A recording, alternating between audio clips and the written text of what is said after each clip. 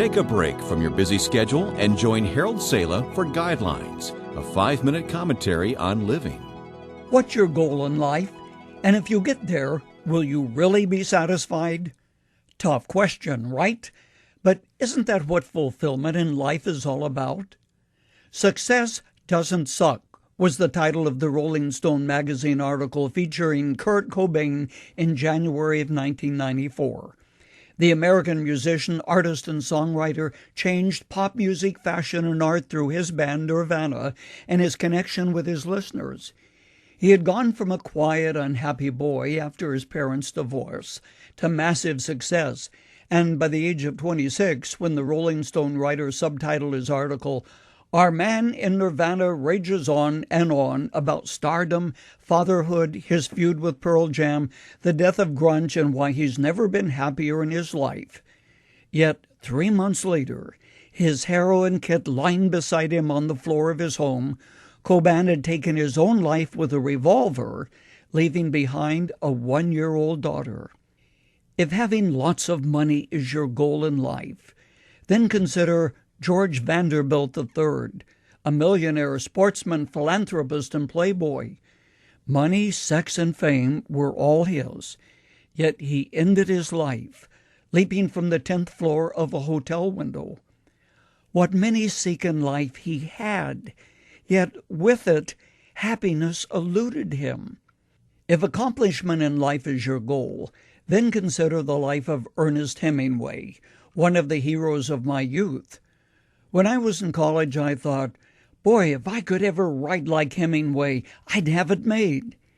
Hemingway won the Nobel Prize for Literature, famous for his pungent character descriptions in works like A Farewell to Arms, The Old Man and the Sea, For Whom the Bells Toll. Still in my possession is a yellowed newspaper from the front page of the L.A. Times dated July 3, 1961. The headlines read, "Gunshot Blast Kills Hemingway." The story reads in part, Ernest Hemingway, Nobel Prize-winning novelist who wrote of violence and death, shot himself fatally Sunday with a 12-gauge shotgun at his home near here. Obviously, a person can be tremendously talented, yet unfulfilled and miserable. If fame or beauty is your goal in life, consider Marilyn Monroe.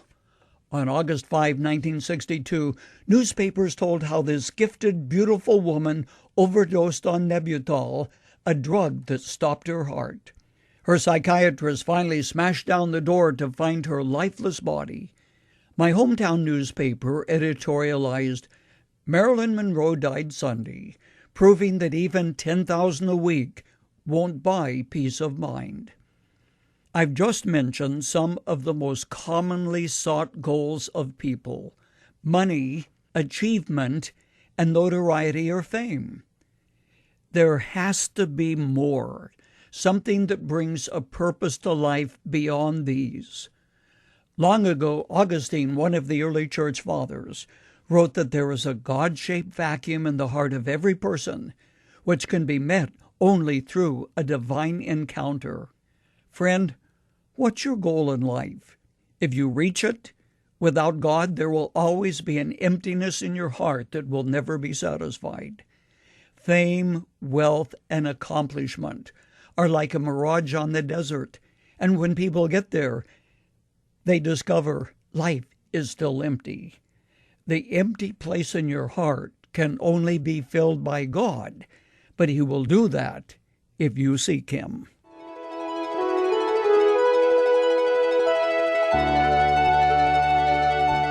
You've just heard Dr. Harold Sala with Guidelines, a 5-minute commentary on living. If you would like to listen to the program again, download a copy, subscribe to our e-commentary, or view other resources, visit guidelines.org. We would like to hear from you too.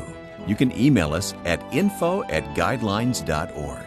That's info@guidelines.org. Thanks for listening, and we invite you to join us again for the next edition of Guidelines.